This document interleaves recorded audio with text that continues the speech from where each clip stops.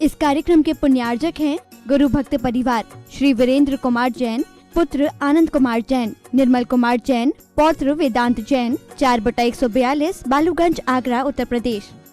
श्री सुशील जैन एवं समस्त जैन परिवार, गुरु भक्त परिवार।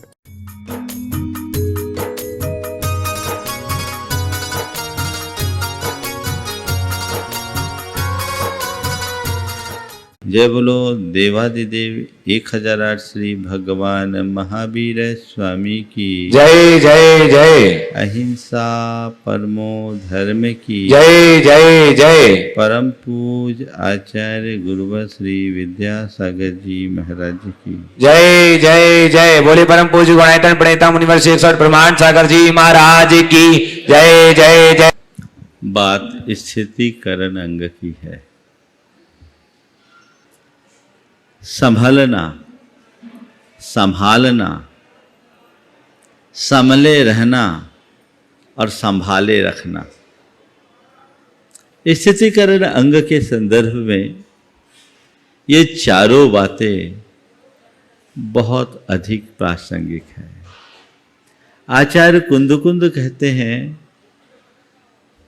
ओम मग्गम गच्छन्तम सगम पिमग्गे ठवे दिजो चेदा सो थिदिकरणेन जुदो सम्मा दिट्ठी मुने यब्बो। स्वयं को सन्मार्ग में टिकाए रखते हुए औरों को भी जो टिकाए रखता है वह स्थितिकरण अंग से युक्त सम्यक दृष्टि जानना चाहिए। धर्म का मार्ग कोई साधारण मार्ग नहीं है, ये साधना का मार्ग है और बड़ा कठिन मार्ग है। दो तरह का रास्ता होता है। जैसे एक रेत के टीले पर चढ़ना हो और किसी पहाड़ी पर चढ़ना हो।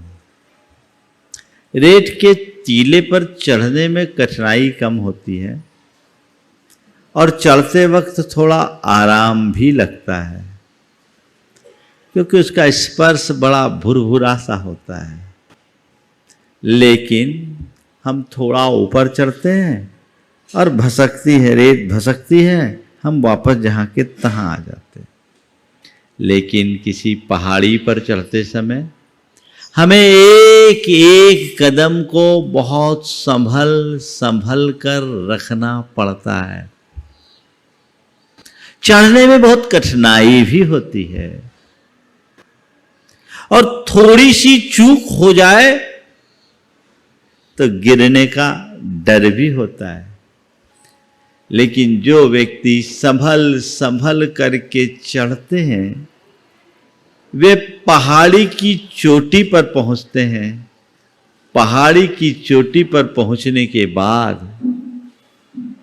जो आनंद होता है वो शब्दों में नहीं कहा जा सकता। एक वह मार्ग है जो हमें प्रिय है, वो प्रेय का मार्ग है, और दूसरा वह मार्ग जो कठिन है वो श्रेय का मार्ग है। प्रेय का मार्ग प्रिय लगता है पर उसका परिणाम कभी अच्छा नहीं होता। वो तो रेत के टीले पर चढ़ने जैसा है। लेकिन श्रेय का मार्ग कठिन है पर उसका दूरगामी परिणाम अति उत्तम है। हम श्रेय के मार्ग पर चले तो हमें चाहिए कि हम संभले रहें और खुद को संभाले। कोई गिर जाए तो उसे भी संभालने की कोशिश करे। मार्ग यही है। हमारे सामने बहुत बड़ी चुनौती है, कदम कदम पर गिरने की संभावना जुड़ी हुई है। इसलिए कहते हैं चलना संभल के। अगर कहीं कदम लड़खड़ाए तो अपने आप को संभालो। आप लोग क्या करते हो, चलते चलते यदि कदम लड़खड़ाने लगते हैं तो अपने आप को संभालने के लिए क्या करते हो? बोलो डॉक्टर साहब, क्या करते हैं? बैठ जाते हैं या कोई आलम्बन लेते हैं, दीवार को पकड़ लेते हैं, है ना? कोई व्यक्ति मिल जाए तो उसे पकड़ लेते हैं, रेलिंग है तो उसे पकड़ लेते हैं, यानी कोई आलम्बन थामते हैं। बस मैं आपसे कहता हूं, खुद को संभालने के लिए, संभले रहने के लिए, औरों को संभालने के लिए और संभाले रखने के लिए आज के 4 सूत्र हैं। श्रद्धा,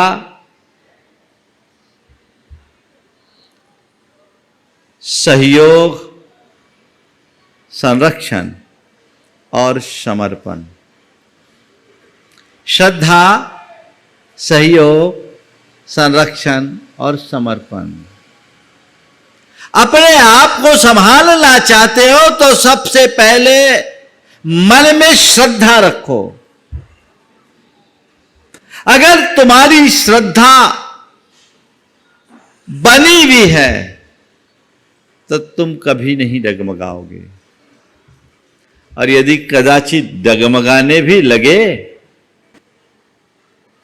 तो तुम्हारी श्रद्धा तुम्हें संभाल लेगी। किस पर श्रद्धा? अपने आत्मा के स्वरूप पर श्रद्धा, देव, गुरु और धर्म के प्रति श्रद्धा। जिनके हृदय में ये श्रद्धा गुण प्रकट हो जाता है वो अपने मार्ग से कभी डिगता नहीं, वह तो सुमेरु की तरह अकंप होता है। बड़े बड़े चलायमान कर देने वाले निमित्त भी आते हैं तो उनका कुछ नहीं बिगड़ता, बशर्ते तुम्हारी श्रद्धा पक्की हो। अपने अंदर झांको, टटोलो, देखो मेरे भीतर श्रद्धा का जन्म हुआ है कि नहीं। अगर हुआ है तो अभी वो किस रूप में है? बाल्यावस्था में है, युवावस्था में है, प्रौढ़ावस्था में है या बूढ़ी हो गई? क्या है? मेरे अंदर की श्रद्धा कैसी है, मुझे उसे परखना है। मैं ये नहीं कहता कि लोगों के अंदर श्रद्धा नहीं है, श्रद्धा तो रहती है, पर स्थिर श्रद्धा बहुत कम लोगों में दिखती है। जिसकी श्रद्धा ही स्थिर नहीं, उसका जीवन स्थिर कैसे होगा? जिसकी श्रद्धा स्थिर है उसका जीवन भी अस्थिर ही होगा। श्रद्धा से जीवन में स्थिरता आती है, श्रद्धा हमें संभालती है। ये दूसरे शब्दों में कहे तो इसे विश्वास के रूप में भी ले सकते हैं। अंदर विश्वास होता है, सब कर लेते हैं, हम सब कुछ कर लेंगे। अंतरंग में ऐसी श्रद्धा होनी चाहिए अपने स्वरूप के प्रति, देव, गुरु, धर्म के प्रति। तुम्हें कोई चलायमान नहीं कर पाएगा, तुम हर पल संभले रहोगे, चाहे कैसे भी निमित्त क्यों ना आए। मन कब दिखता है? जब कोई प्रतिकूल संयोग आता है, विपत्ति आ जाए, बीमारी आ जाए, वियोग हो जाए, अन्य कोई विसंगति आ जाए, कोई भी उल्टा संयोग घटता है, मन डगमगा जाता है, भगवान अब क्या होगा, गए। और कई लोग तो भगवान से भी मुख मोड़ लेते हैं, होता है। अगर इस घड़ी व्यक्ति को वस्तु स्वरूप के प्रति ठीक श्रद्धा न हो तो कभी नहीं डगमगाएगा। वो कहेगा ये तो संयोग है, होगा, ये बनते बदलते रहते हैं। मेरे जीवन में ऐसा खेल तो अनंतों बार हो चुका है, ये पहला मौका थोड़ी है, लेकिन हर बार जीत मेरी हुई है, संयोगों की नहीं। यही श्रद्धा उसे थामती है। ये कर्म का संयोग है। ये जो परिवर्तन है बाहर का है, मेरे भीतर तो कुछ होना ही नहीं है। मैं जो हूं सो हूं, अजर अमर अविनाशी है ऐसी श्रद्धा। मेरा बाल बांका भी नहीं हो सकता। मैं आपसे पूछता हूं, जिन परिस्थितियों में आप अपने आप को कॉन्फिडेंट फील करते हो, वहां आपके मन में कभी थोड़ी सी भी अस्थिरता आती है क्या? कितनी कई तरह के मैसेजेज आपके पास हो, कोई दिक्कत नहीं, आई एम सिक्योर्ड, हम सुरक्षित हैं, लगता है ना। तो इसी तरह जिस व्यक्ति को अपनी आत्मा के शुद्ध स्वरूप का श्रद्धान होता है, अरे ये सब चलता है, ये ऊपर की चीज है, मैं तो ठीक हूं। एक हम शाश्वतो आदा, मैं शाश्वत आत्मा हूं। और शाश्वत किसे कहते हैं? जो कभी हिले नहीं, जो कभी डुले नहीं, जो कभी डिगे नहीं, जो कभी चिगे नहीं, है ऐसा श्रद्धान। जब तक तुम्हारी श्रद्धा बलवान नहीं होगी, तब तक तुम्हारे जीवन का उत्थान नहीं होगा। अपनी श्रद्धा को ठीक बनाइए, स्थिरता के लिए बहुत जरूरी है। यही तुम्हें संभालेगा। मैं तो एक बात जानता हूं, बच्चे खंबे को पकड़कर गोल गोल चक्कर काटते हैं। आपने भी काटी होगी, हमने भी काटी है, आज के बच्चे भी काटते तो होंगे ही। अनुभव की बात, खंबे को पकड़ करके चक्कर काटते समय कितने भी चक्कर काटो, कभी चक्कर आता है? नहीं आता। और खंबा को छोड़ते ही सिर चकरा जाता है। मतलब समझते हो? तुम्हें संसार के जितने चक्कर काटने हैं काटो, श्रद्धा के खंबे को पकड़े रहो। तुम्हें कभी चक्कर नहीं आएगा। और इसे छोड़ते ही चारों खाने चित्त हो जाओगे। तो खुद को संभलना चाहते हो, खुद संभलना चाहते हो, श्रद्धा को बलवान बनाओ। और जिसके हृदय में धर्म की सच्ची श्रद्धा होगी, वही दूसरे धर्मी को संभालने की कोशिश करेगा। जिसके हृदय में श्रद्धा होगी वो संभले रहेगा, और जिसके हृदय में श्रद्धा होगी वो संभाले रखेगा। बात समझ में आ रही है? क्या करना है मुझे? अपनी श्रद्धा को अटल श्रद्धा में बदलना है। स्ट्रांग बनना चाहिए अंदर से। चाहे जो हो, सूरज पूरब से पश्चिम हो जाए, पर मैं नहीं डिगूंगा, मुझे कोई नहीं डिगा सकता।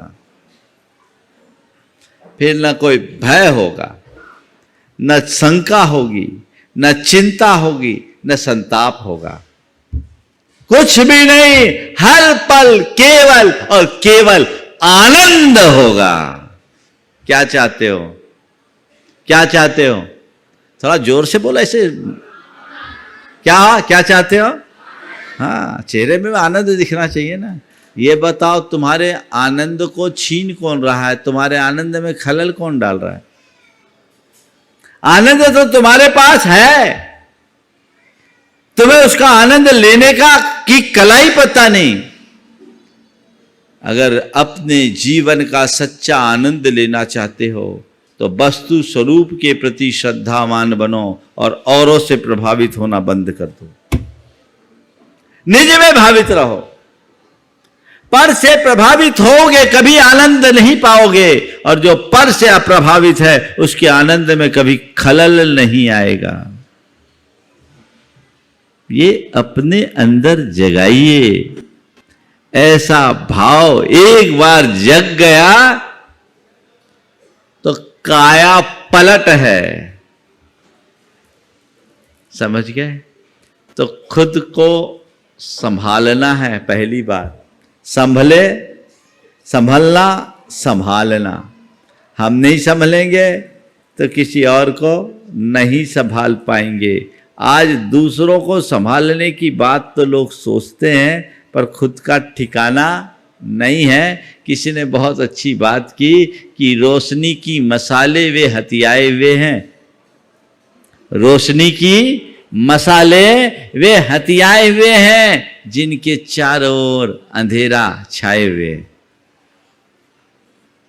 तुम मजबूत बनो, तब किसी को मजबूत बना सकोगे। धर्म पर श्रद्धा, धर्मी पर श्रद्धा, ये बनी रहनी चाहिए। और अब रहा श्रद्धा के बाद सहयोग। खुद को संभालना है तो हम तो अपने श्रद्धा के बल पर संभल गए। अब कोई दूसरा अगर डिग रहा है तो उसे संभालना है। संभालने के लिए क्या करना है? सहयोग देना है।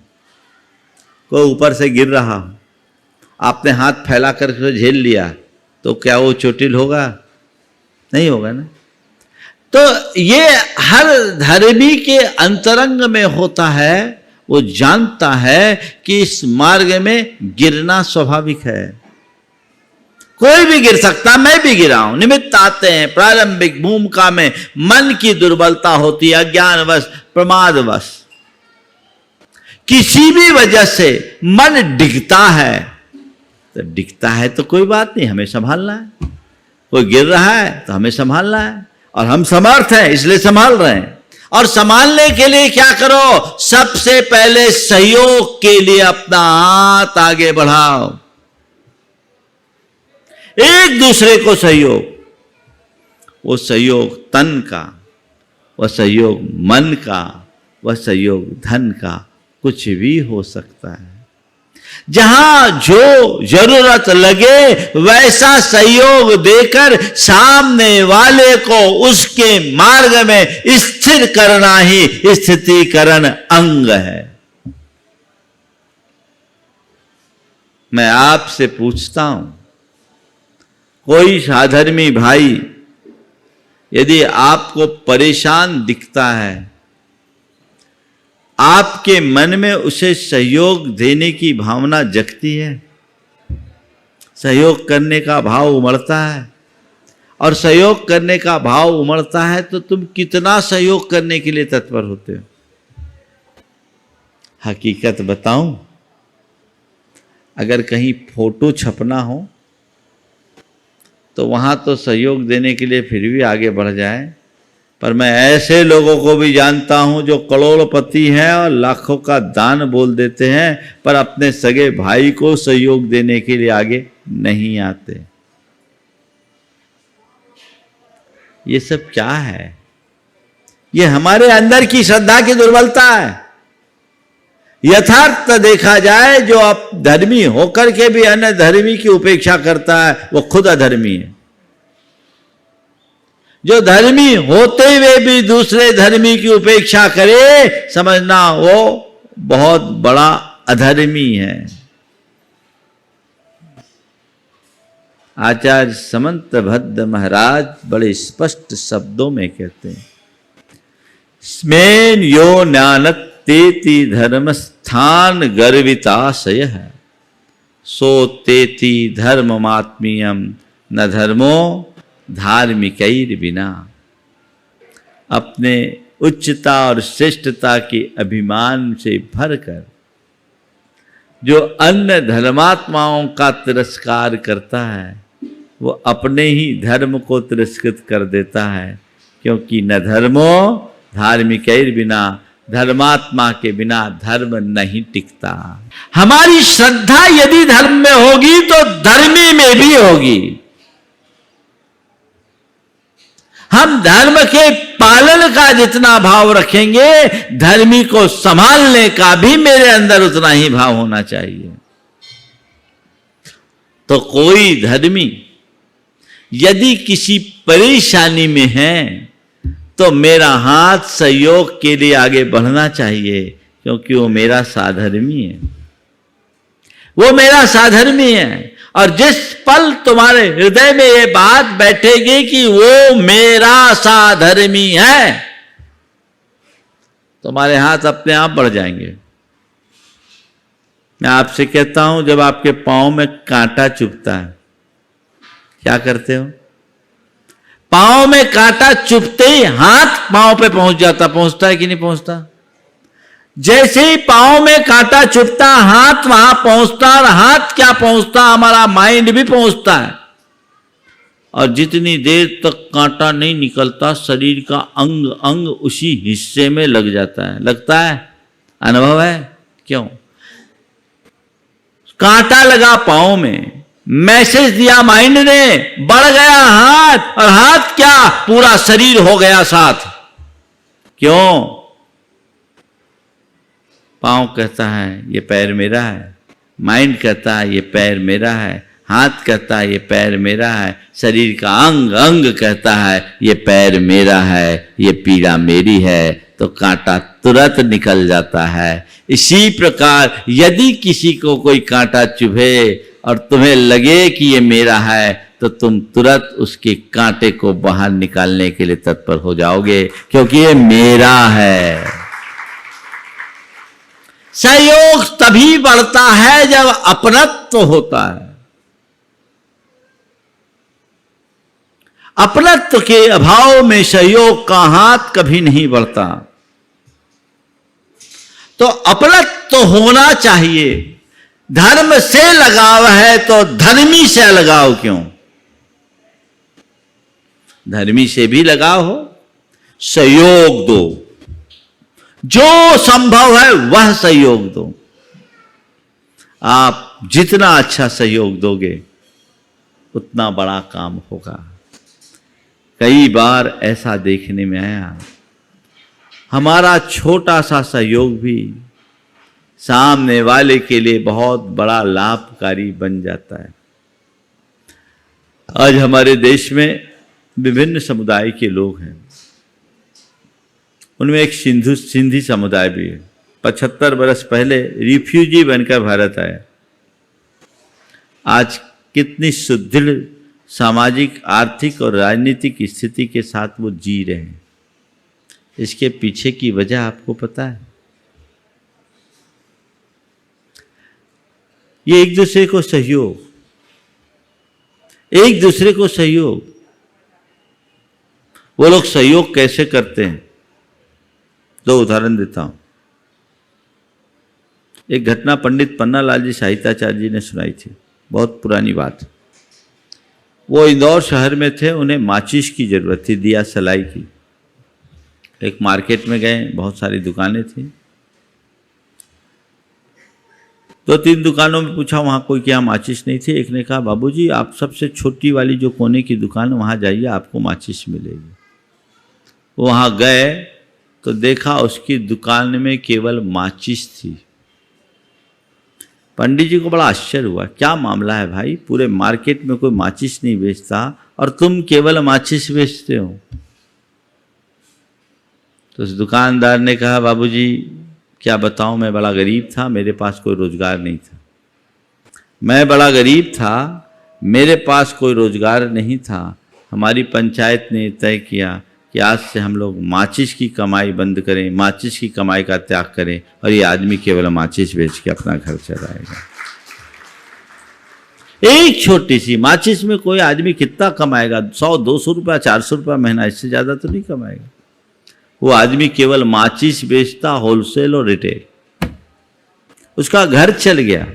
ये दृष्टिकोण जिसका होता है वो सतत ऊंचाई छूता है। एक दूसरा उदाहरण, घटना है। जबलपुर से कुछ व्यापारी कोलकाता मंगला हाट का उन दिनों बहुत दौर रहता था, अब तो डेट बदल गए, उसके लिए जाते थे। उसी क्रम में एक सिंधी भाई था, उसके 40,000 रुपये चोरी हो गए। वो बहुत दुखी हुआ रास्ते में। उसको दुखी देखकर उसके साथ के जो 8 व्यापारी थे, फट से 5-5 हजार रुपये निकाले और 40,000 उसे दे दिए। बोले ये संभाल, किसी को बोलना मत, अपना काम कर। उसे देखकर वहां साथ चलने वाले और जो जैन व्यापारी थे वे हतप्रभ रह गए। सहयोग का ये दृष्टिकोण। मैं आपसे पूछता हूं, हमारे यहाँ साधर्मी वात्सल्य और स्थितिकरण की बात है, क्या तुम्हारे हृदय में ऐसा सहयोग का मनोभाव रहता है? गैरों की क्या कहूं, सगे भाई की भी लोग उपेक्षा कर देते हैं।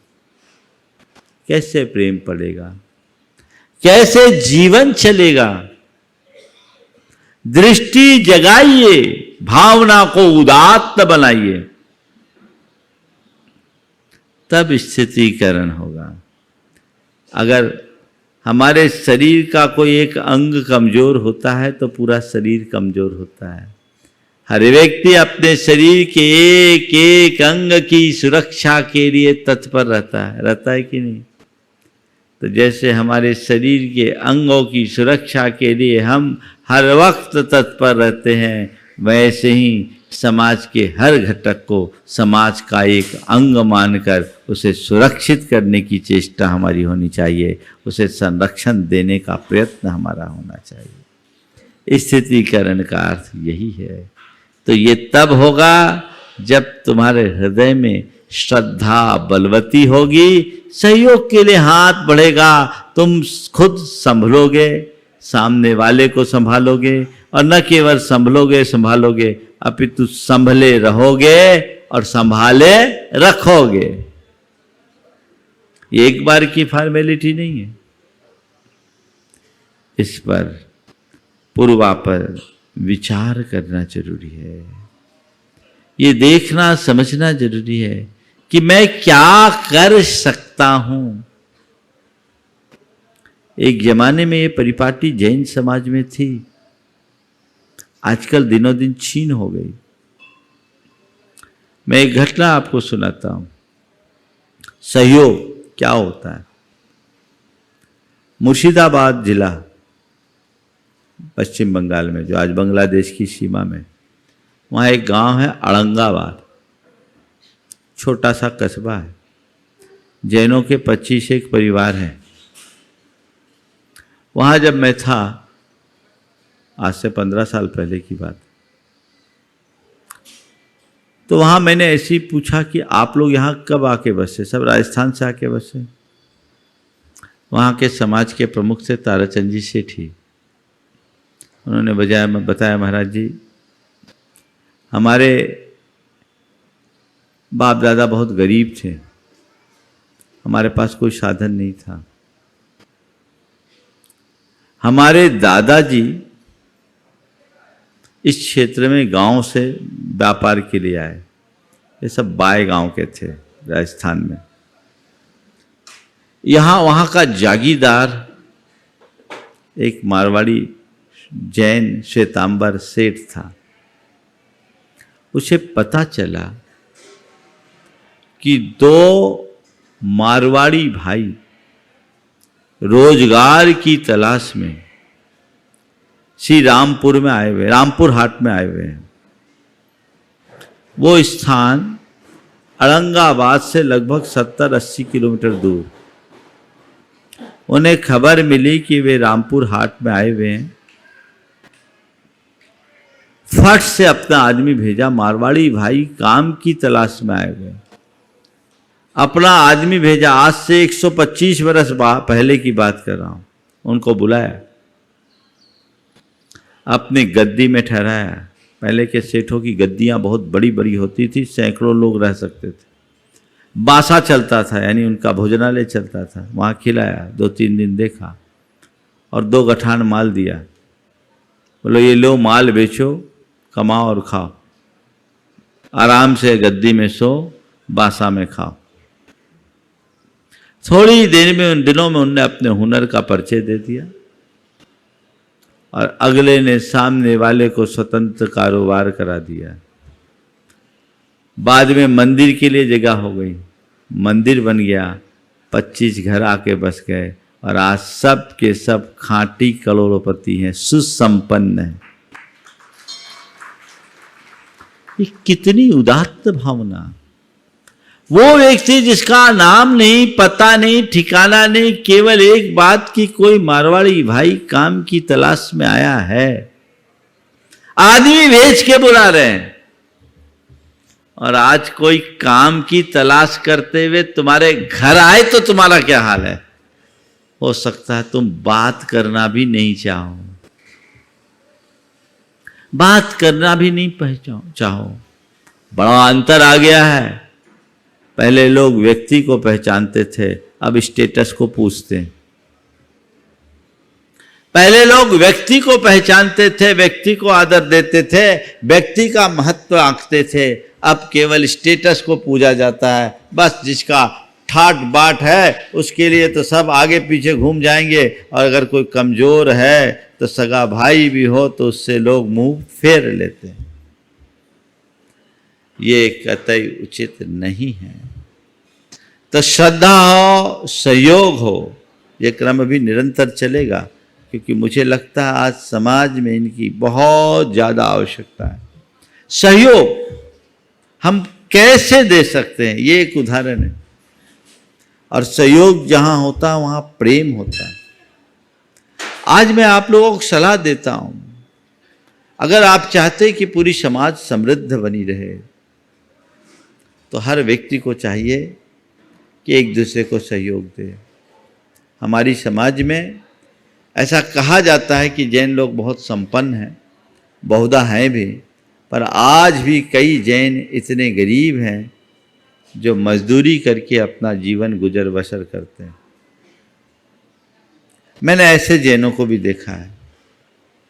आज पूरे जैन समाज का हम विश्लेषण करें तो मान लीजिए 44 लाख जैनी हैं, तो उनमें 10% लोग ऐसे हैं जो सुसंपन्न होंगे, तो 10% लोग ऐसे हैं जो अत्यंत गरीब होंगे। बाकी बीच के तो बीच के हैं, कुछ न करें। टॉप के जो 10% लोग हैं वो हर एक व्यक्ति को संभालने का लक्ष्य ले ले तो समाज अपने आप मजबूत बन जाए। कुछ नहीं करना है, मुझे एक व्यक्ति को, एक परिवार को संभालना है, क्या लग जाएगा तुम्हारा? हर व्यक्ति ऐसा सोच ले, एक परिवार को संभालना है, केवल एक परिवार को, पूरी समाज का काया पलट हो जाएगा। बहुत सारे लोग हैं जो बहुत गरीब हैं। मैं सागर में था, 1997 की बात। एक 14 साल की बच्ची, 12 साल की बच्ची होगी, उसके साथ उसका 15-16 साल का भाई था। दोनों भाई बहन आए और मुझसे कहा, महाराज सहयोग चाहने, वो बुंदेलखंडी में बोली, सहयोग चाहने। क्या बात है, क्या हो गया? बोले हमारे माँ के पाँव कटने हैं। बिल्कुल पढ़ी लिखी बच्ची नहीं थी, पाँव कटने हैं। तो क्या हो गया? बोले पाँव में कछु हो गया है। तो बुंदेलखंडी में ही बोल रही थी, पाँव कटने हैं। रिपोर्ट ला करके दिखाया उसने, रिपोर्ट उसके हाथ में था, वो मैंने देखा। बोले क्या करते हो? बोले पापा मिठिया कहते काम करे थे, हम बासन मांजत, बर्तन मांजते। उसका भाई था, उसका पूरा हाथ, उससे पूछा तुम क्या करते हो? बोले कब बस्ती धोत। जैन श्रावक। उस भाई का पूरा हाथ जल जाने के कारण पूरे हाथ में फफोले थे। मैंने सुना, मुझे बहुत वेदना हुई। संयोग से उसी दिन एक बहन जो यूनिवर्सिटी में प्रोफेसर थी, अपनी सैलरी लेकर आई थी। 30,000 रुपये उसके पर्स में थे, 30,000 उसने दे दिए। मैंने पूरा पता लगाया, जिस डॉक्टर से उसका इलाज चल रहा था, सब चल रहा था, पता लगाया। बोले ऐसे तो गड़बड़ होगा। मैंने उसे डॉक्टर सुभाष जकेरिया, गरीबों के लिए बहुत बड़े मसीहा हैं, भोपाल में बहुत बड़े आर्थोपेडिक सर्जन हैं, अपने से जुड़े हुए, तो गुनाइदर के ट्रस्टी भी हैं। मैंने उनके पास खबर भिजवाई कि ऐसा ऐसा केस है, इसको आप क्या करना है। बोले गुरुदेव से कहो कि यहाँ भेज दे, मैं सब देख लूँगा। सागर भागोदय के एम्बुलेंस से उसको भिजवाया। वहाँ अजीत जी पाटनी एक वयोवृद्ध है, सामाजिक कार्यकर्ता हैं, उनने उनके रहने ठहरने खाने पीने की व्यवस्था की और डॉक्टर जकेरिया ने उनका इलाज किया। पूरा ऑपरेशन उन्होंने निःशुल्क किया। लेकिन ये घटना सामने आई सो हो गई, लेकिन मेरे मन में एक सवाल कौंधता रहा कि हमारे समाज में एक तरफ संपन्नता का चरम और दूसरी तरफ बदहाली का ये रूप, ये कतई अच्छा नहीं लगता। हमें समाज में परिवर्तन की बयार बहानी चाहिए और समाज के कमज़ोर लोगों को आगे बढ़ाने का उपक्रम करना चाहिए। और वहीं से मैंने उसकी शुरुआत की थी। उसके बाद जब ललितपुर गया तो मैंने वहाँ आचार्य श्री के नाम से आचार्य विद्यासागर साधर्मी विकास न्यास की स्थापना भी कराई, जो आज भी काम कर रही है। अन्य भी अनेक स्थानों में, गुना में, अशोकनगर में और कई जगह में हुआ। ये कार्य होना चाहिए और मैं निरंतर लोगों को प्रेरित करता हूँ, संस्था के रूप में या व्यक्तिगत रूप से लोगों को सहयोग देने की तत्परता होनी चाहिए। जो चाहो, जैसा चाहो, जहां जो अपेक्षित हो वैसा सहयोग। अभी कोरोना काल में सहयोग की एक अच्छी मिसाल प्रस्तुत हुई। पूरे जैन समाज ने लोगों के सहयोग के लिए अपना हाथ आगे बढ़ाया। गुणायतन परिवार ने भी हजारों परिवारों को राशन पानी आदि की व्यवस्थाएं की और चुपचाप, कहीं किसी को पता नहीं, जहां जिसे जो संदेश मिला उन्होंने ये कार्य किया और इससे उनको अंदर से बड़ी तसल्ली भी हुई। हमें ज़रूरत है ऐसे लोगों को सहयोग देने की और जो संभव वो सहयोग दो। सहयोग देने का मतलब ये नहीं कि आप सब कुछ दे दो। मेरे पास चूंकि मैं इस तरह की बातें बोलता हूँ तो कई लोगों के आते हैं, हमें इतने लाख दिलवा दीजिए, हमें उतने लाख दिलवा दीजिए। जैसे कोई महाराज के पास टकसाल थोड़ी है भैया। मैं तो प्रेरणा देता हूँ, लोग उटपटांग काम कर लेते हैं और फिर इस तरह की बातें करते हैं, तो ये चीज़ें ठीक नहीं है। लेकिन फिर भी व्यक्ति की स्थिति को देखते हुए सहयोग दो, उसे व्यावसायिक सहयोग दो, उसे सामाजिक सहयोग दो, उसे आर्थिक सहयोग दो, उसे भावनात्मक सहयोग दो, उसको एक संबल दो ताकि वो उठ करके खड़ा हो सके और खुद संभले, औरों को संभालने में समर्थ हो सके। तो आज की बातों में जो संभलना, संभालना, संभले रहना और संभाले रखना की बात है, उसमें श्रद्धा और सहयोग ये दो महत्वपूर्ण कड़ी है। उस श्रद्धा और सहयोग की भावना को अपने हृदय में निरंतर बलवती बनाए रखने की जरूरत है। हम तभी अपने जीवन का उत्कर्ष कर सकेंगे और स्थिति कर अंग को जीवन में चरितार्थ करेंगे। जब हम खुद संभलेंगे तो जीवन का आध्यात्मिक आनंद होगा और हम औरों को संभालेंगे तो धर्म की मार्ग की प्रभावना हम कर पाएंगे, समाज को संरक्षित कर पाएंगे और अपने जीवन का उत्कर्ष कर पाएंगे। समय आप सबका हो गया, यहीं पर विराम। बोलिए परम पूज आचार्य गुरुवर श्री विद्यासागर जी महाराज। जय बोलो देवादिदेव 1008 श्री भगवान महावीर स्वामी की जय जय जय। अहिंसा परमो धर्म की जय जय जय। परम पूज आचार्य गुरुवर श्री विद्यासागर जी महाराज की। बोले परम पूज्य गुणायतन प्रणेतम निवर्षी प्रमाण सागर जी महाराज की जय जय जय। ओम मग्गम गच्छन्तम सगम पिमग्गे ठवेदि अपानम सो ठिदिकरणेन जुदो सम्मा दिट्ठी मुने अब्बो। स्वयं को उन मार्ग की ओर जाने से रोकते हुए जो औरों को भी उन मार्ग में जाने से रोकता है, वही स्थितिकरण अंग से युक्त सम्यक दृष्टि होता है। गिरना, गिराना और थमना, थामना, संभलना, संभालना, संभले रहना और संभाले रखना। खुद को संभलने और संभालने के लिए या संभले रहने और संभाले रखने के लिए हमें किन 4 बातों की ज़रूरत है? श्रद्धा, सहयोग, संरक्षण और समर्पण। संरक्षण बहुत बड़ा तत्व है।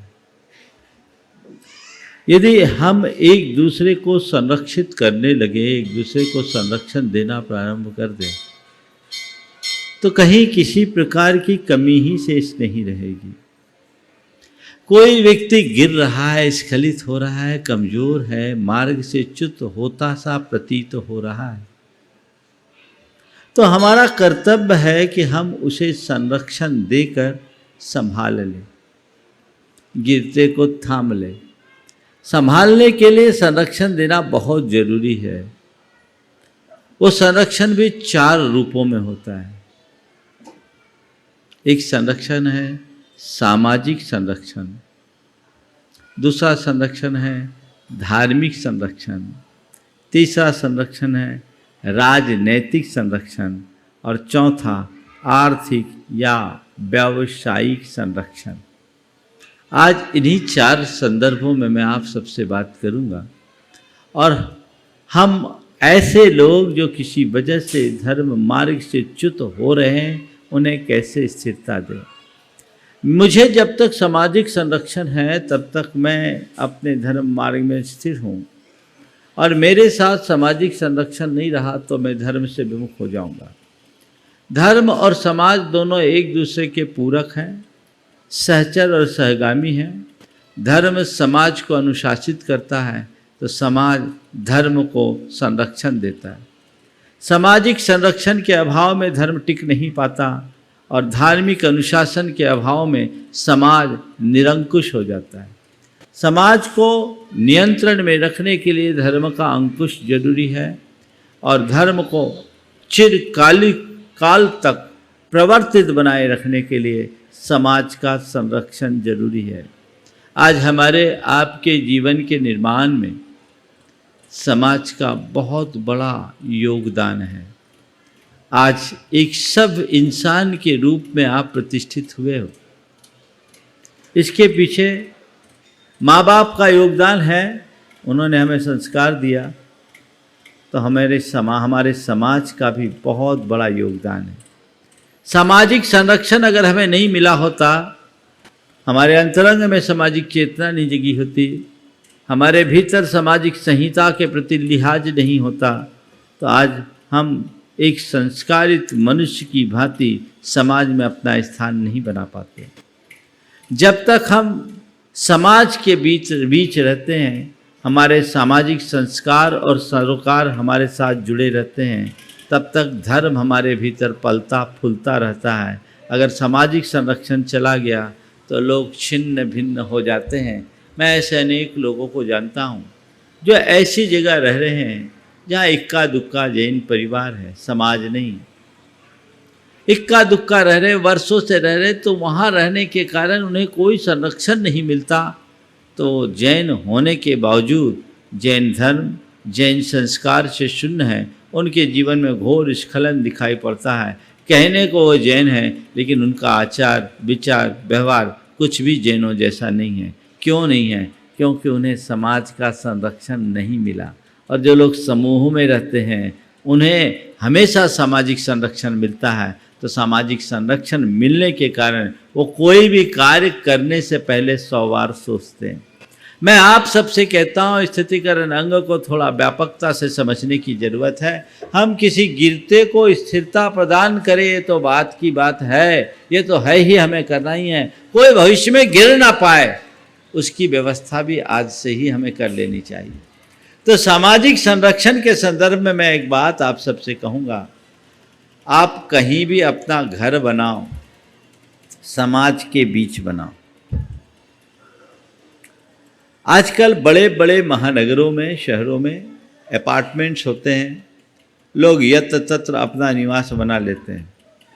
पूरे के पूरे अपार्टमेंट में सब तरह के लोग हैं। हमारे समाज के 1-2 परिवार हो गए तो बहुत। अब उन्हीं के साथ उठना बैठना, मंदिर से दूर होने के कारण धार्मिक गतिविधियां भी समाप्त, और समाज से संबद्ध संपर्क असंपृक्त रहने के कारण सामाजिक संस्कार और सरोकार भी दिनों दिन शून्य होते हैं। कुछ दिन तक आप अपने माँ बाप से मिले संस्कारों के कारण अपने संस्कारों को पल्लवित करने में सफल हो भी जाए, लेकिन आपकी संतान विमुख हो जाती है और धीरे धीरे वे धर्म से ही विमुख हो जाते हैं। आगे चल कर के बड़े होकर के विवाह अपनी मनमर्जी से कर लिया तो सब कुछ खत्म हो जाता है। ये क्यों हुआ? सामाजिक संरक्षण के अभाव में। इसलिए मैं आप लोगों को सलाह देना चाहता हूँ, आप कहीं भी घर रहे बनाए, अपनी सोसाइटी में रहे, क्योंकि हम जैसे लोगों के मध्य रहते हैं हमारी बुद्धि वैसी होती। अपनी सोसाइटी में रहना चाहिए, जहाँ सब तरफ अपने लोग हों, एक से विचारधारा के लोग होंगे तो आपका धर्म पलेगा, अन्यथा बहुत गड़बड़ होगा। एक युवक ने बताया, वो एक ऐसे अपार्टमेंट में रह रहा था जिसमें एक ही जैन परिवार था और बाकी सब नॉन वेजिटेरियन थे।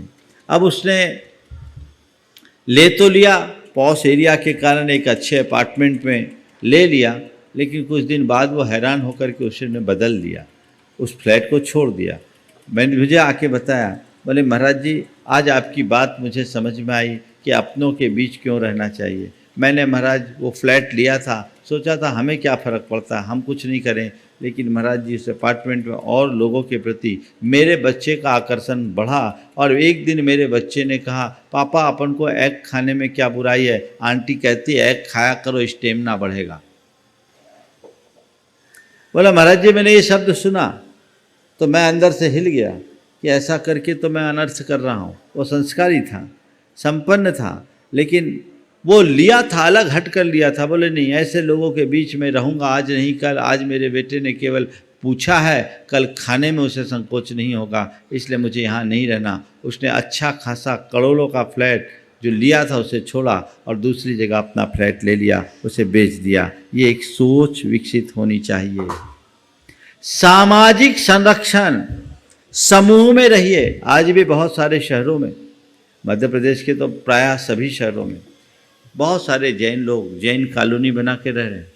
वहाँ एक दूसरे के साथ है, वहाँ उनको धार्मिक क्रियाओं को करने की भी अनुकूलता मिलती है और सामाजिक संरक्षण भी है।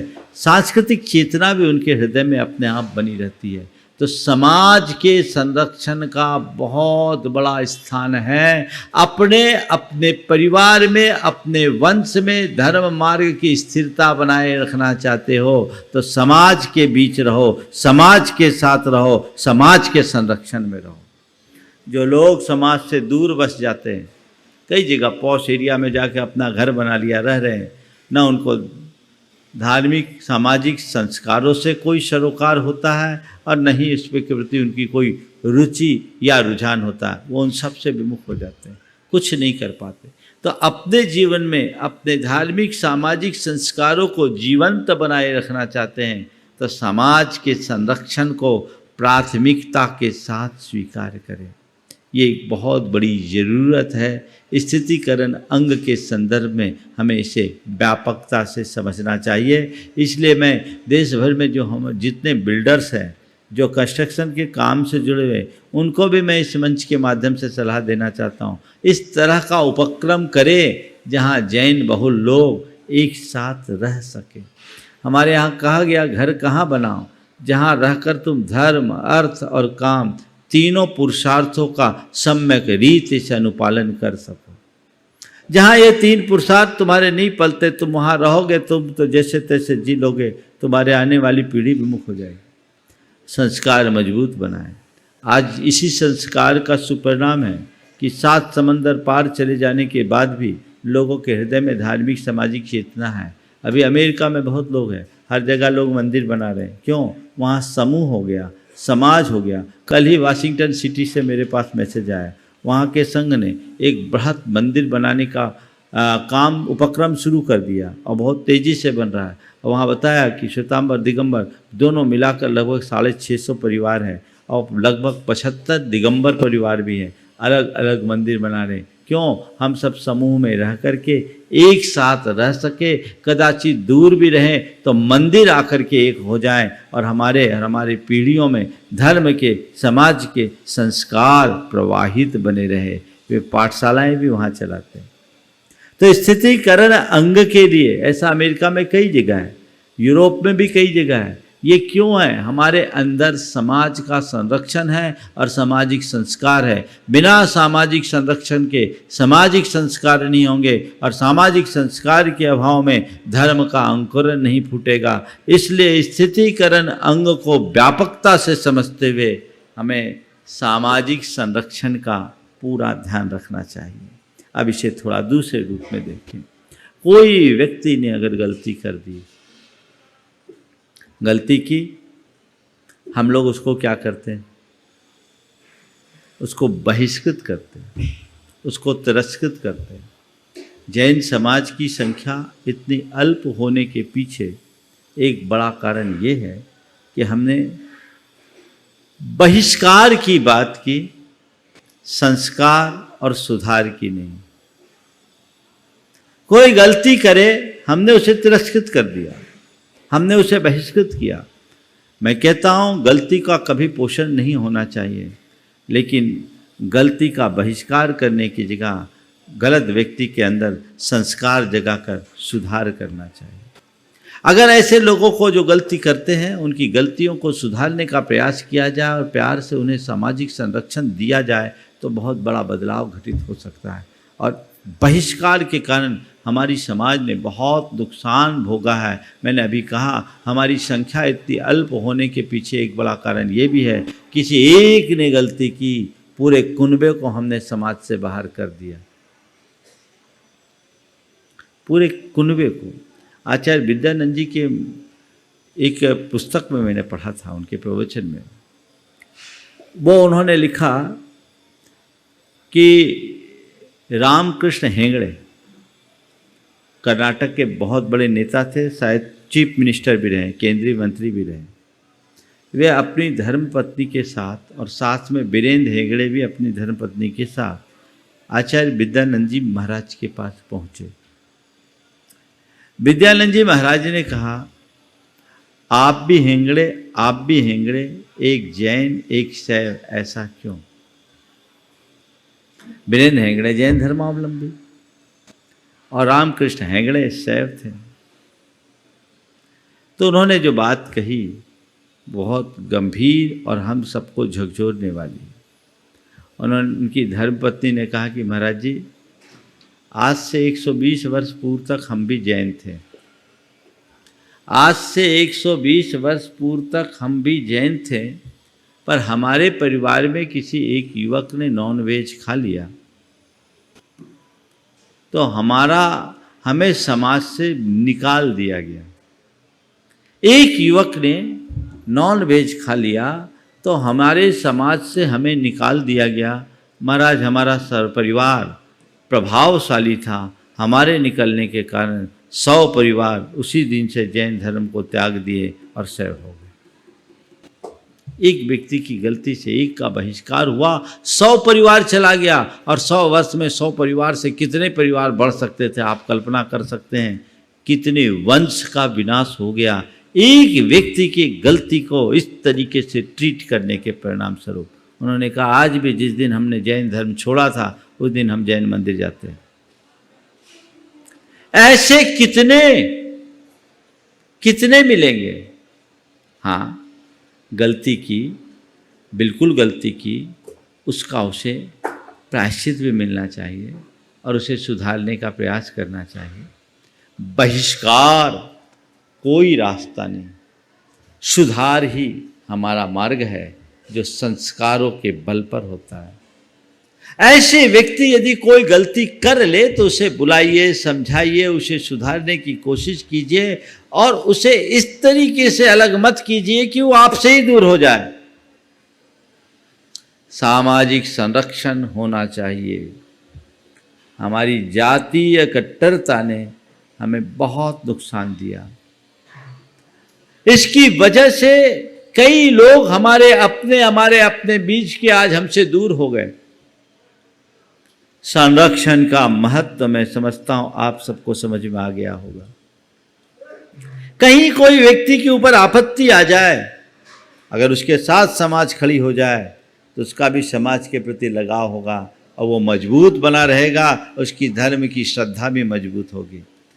एक समय था जब लोग एक दूसरे के लिए जीते थे, आज बिल्कुल उल्टा हो गया। लोग कहते हैं हमें क्या पड़ा, हमें क्या मतलब। ये चीज़ ठीक नहीं है। जब तक एक दूसरे के लिए संरक्षण देने की भावना नहीं जगेगी तब तक समाज सुदृढ़ नहीं होगी, और समाज सुदृढ़ नहीं होगी तो धर्म की परंपरा भी आगे नहीं बढ़ पाएगी, क्योंकि संरक्षण के अभाव में धर्म कभी फलता नहीं।